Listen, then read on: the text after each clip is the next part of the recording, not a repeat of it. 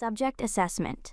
Family unit consisting of one father, age 71, retired investment banker, one brother, age 48, corporate attorney, one sister, age 45, nonprofit director, and subject herself, age 42, deputy director of operations, Central Intelligence Agency. Threat level. Personal, not national. Duration of threat, 16 years and counting. Primary vulnerability. Subject's inability to disclose classified career progression has created information asymmetry that family exploits through systematic underestimation. Recommendation: maintain operational security, accept losses, move forward. But that's not how family works, is it? My name is Latoria Upton, and for 16 years I've been conducting the most exhausting operation of my career, pretending I don't notice when my own family treats me like I'm intellectually deficient. It started when I joined the agency at 26. Fresh out of graduate school with degrees in international relations and Arabic, recruited during a campus presentation that looked like a boring lecture on government careers, but was actually a sophisticated screening operation.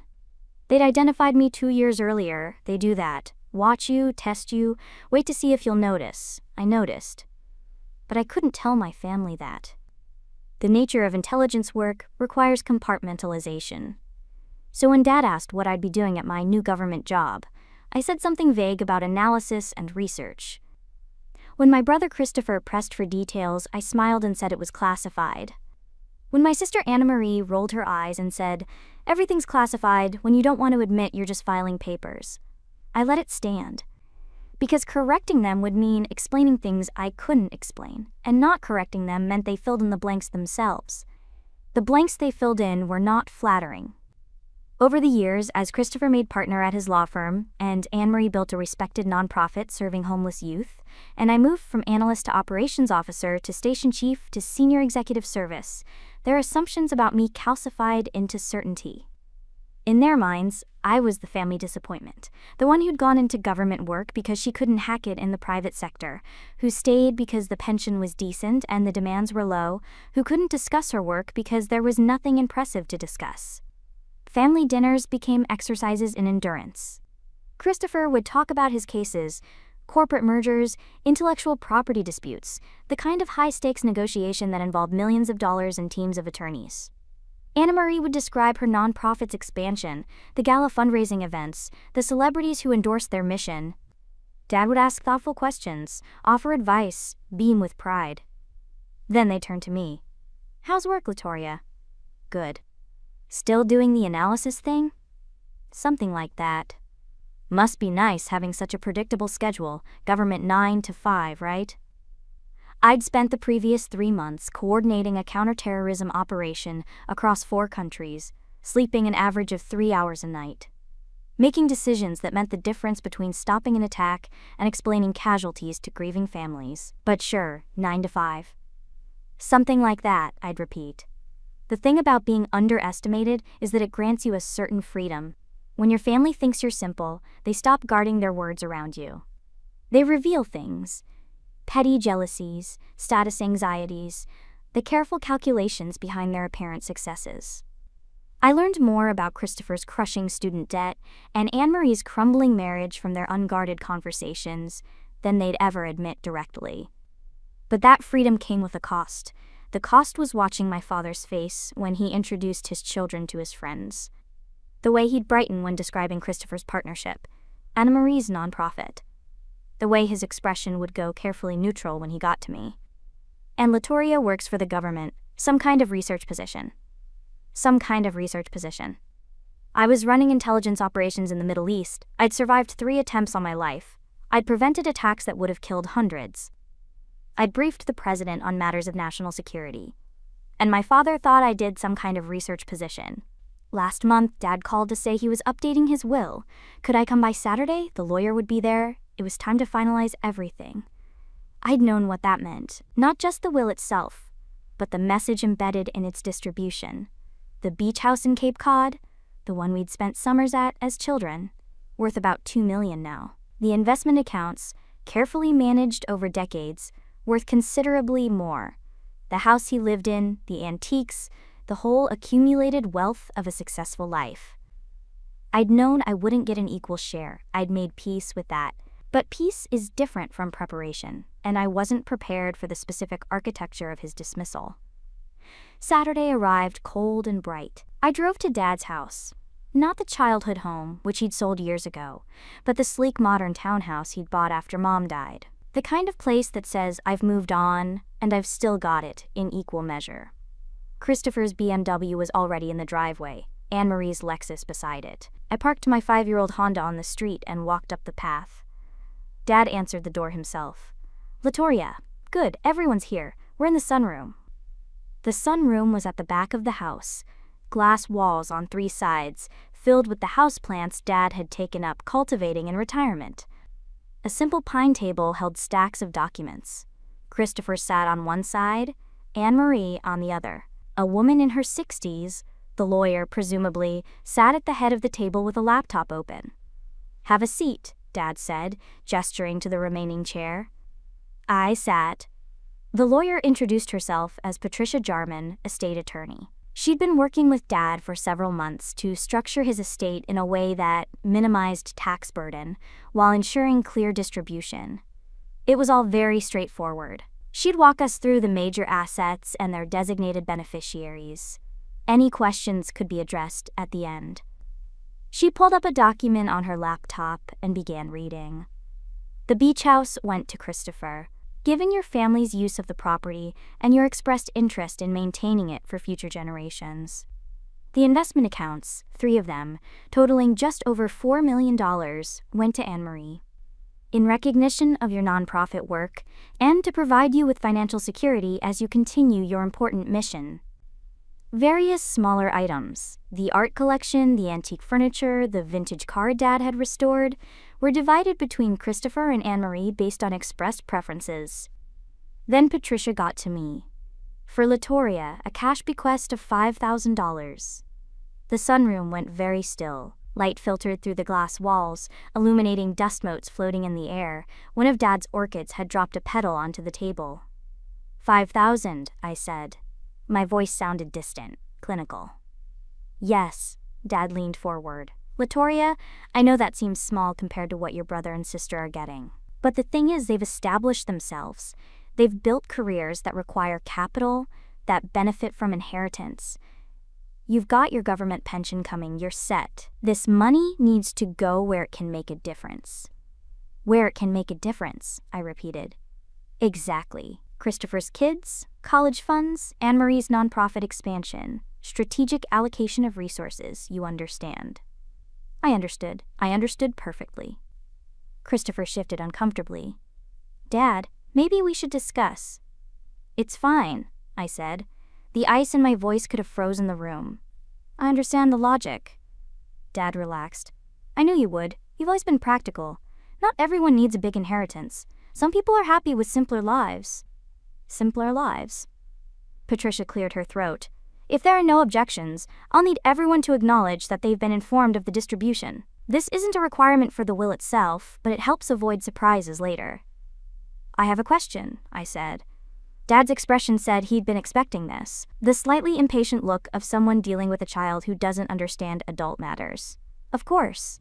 Though I should warn you, Patricia has assured me the structure is sound. You can't contest it. I don't want to contest it, I just want to clarify something. The $5,000.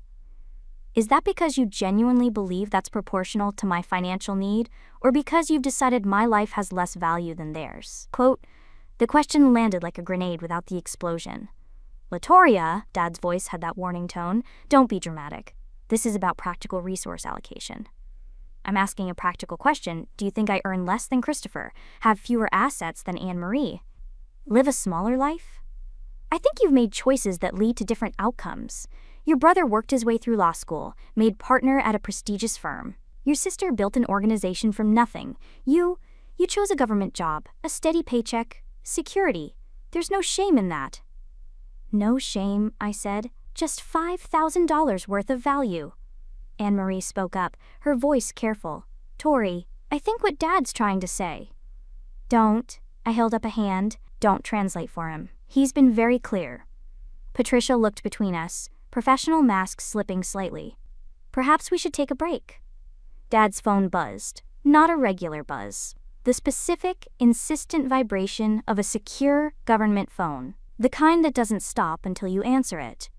He glanced at the screen, frowned. I need to take this. He stood and walked toward the door, answering. This is not a good time. I could hear the voice on the other end. Female, professional, urgent. Could hear Dad's responses getting shorter, more confused. She's busy right now. I'm in the middle of a family meeting. Can this wait? The voice on the other end said something sharp. Dad stopped walking.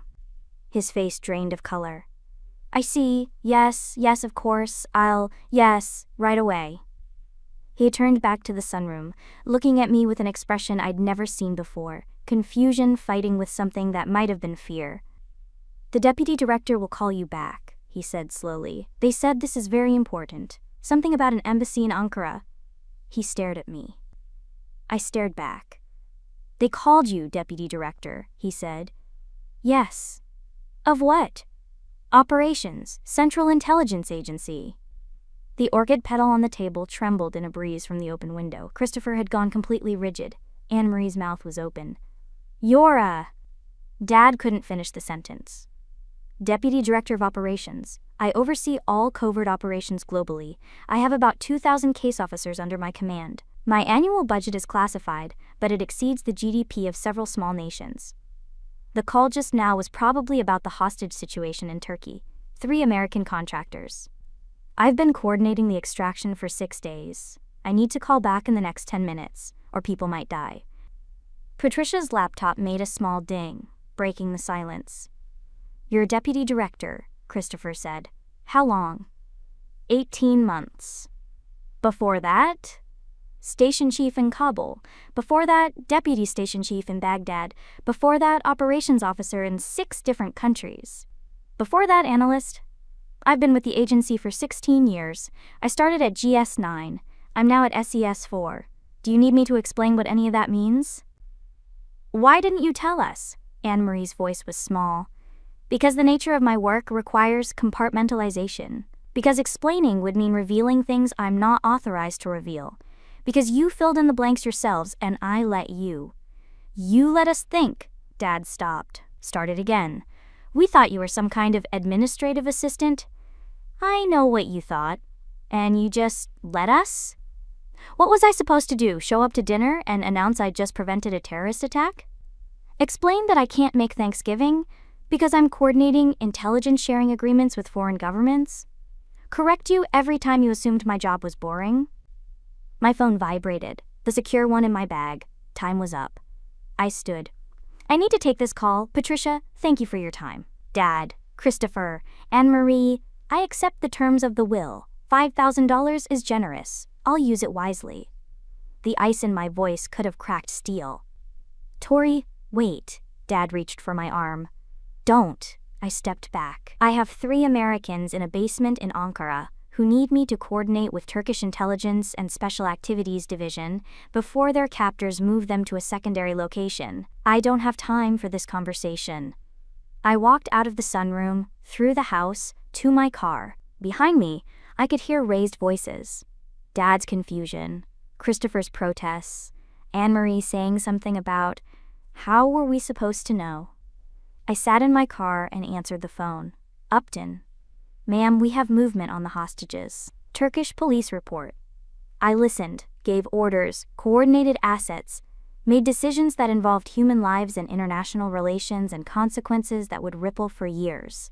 I did it from the front seat of my Honda Civic while my family stood in the sunroom trying to reconcile the daughter they'd underestimated with the reality of who I'd always been. The extraction went well. All 3 contractors recovered safely. Turkish government issued a statement thanking American intelligence for cooperation. My team performed flawlessly. I didn't go back inside. Over the next week, my phone filled with messages. Dad wanted to talk. Christopher wanted to explain. Anne-Marie wanted to understand. Patricia wanted to revise the will. I responded to exactly one message, Patricia's. I told her the will was fine as structured. No changes needed. Because here's what I'd learned in 16 years of intelligence work. Some things can't be fixed. Some damage is permanent. Some relationships, once broken, stay broken, not because people refused to repair them, but because the foundation was never real to begin with. My family loved a version of me that didn't exist. They'd built an entire architecture of assumptions around someone they'd never actually tried to know. And when forced to confront the real person, their first reaction wasn't remorse. It was confusion about why I'd hidden from them, as if my secrecy was the problem rather than their willful blindness. I could have forgiven the will. I could have forgiven the $5,000. Money is just money. But I couldn't forgive the casual certainty in my father's voice when he'd said, "You've always been practical, and not everyone needs a big inheritance and simpler lives." The absolute conviction that he knew who I was, what I needed, what I deserved. He'd divided his estate based on that certainty. And when confronted with evidence that his certainty was delusion, his primary emotion was embarrassment, not guilt. 2 months later, I stood in the Oval Office briefing the president on emerging threats in Central Asia. I coordinated with the Director of National Intelligence on personnel assignments. I approved operations that involved hundreds of people and millions of dollars and consequences that would shape international relations for years. And I did it all while knowing that in my father's will, my life's work was valued at $5,000. The call from Patricia came on a Wednesday. Dad wanted to revise the will, equal distribution among all 3 children. He'd realized he'd made a mistake. I told her no. No? She sounded surprised. Ms. Upton, we're talking about approximately $2 million. That's your share of the adjusted distribution. I understand the math. My answer is no. Can I ask why? Because changing the will now means my value changed when my title was revealed. It means I'm worth more because I'm a deputy director, not because I'm his daughter. And I'd rather have $5,000 and my self-respect than $2 million, and the knowledge that my father only valued me once he understood my rank. Patricia was quiet for a moment. That's very principled. That's very sad, I corrected, but it's honest. I saw my family once more after that, at a restaurant, Dad's birthday, the kind of obligation you can't decline without creating drama. We were polite, careful. We talked about weather and traffic and safe topics. No one mentioned the will, no one mentioned Turkey. No one mentioned the 16 years I'd spent building a career they'd never bothered to understand. Christopher picked up the check. I let him. As I drove home that night, I thought about all the operations I'd run, all the assets I'd managed, all the decisions I'd made that involved life and death and national security. I thought about the commendations in my personnel file, the briefings with presidents and cabinet members, the operations that would never be declassified but had changed the world in small and visible ways. And I thought about my father's sunroom, the afternoon light, the orchid petal on the table, and the number 5,000. Some victories come with medals and recognition. Others come with the quiet knowledge that you were right to trust your own judgment over someone else's assumptions. I'd built a life that mattered, a career that made a difference, a reputation that opened doors and commanded respect from people who actually knew me. And I'd done it all while my family thought I filed papers. Maybe that was enough, maybe it had to be. The highway stretched ahead, empty and dark. My secure phone sat silent in the passenger seat. Tomorrow, I'd brief the National Security Council on emerging threats. Next week, I'd travel to Brussels for intelligence sharing meetings. Next month, another crisis, another operation, another set of decisions that would matter to people I'd never meet. I'd do it all knowing that the people who were supposed to know me best had needed a phone call from Langley to see me clearly. And I'd do it anyway.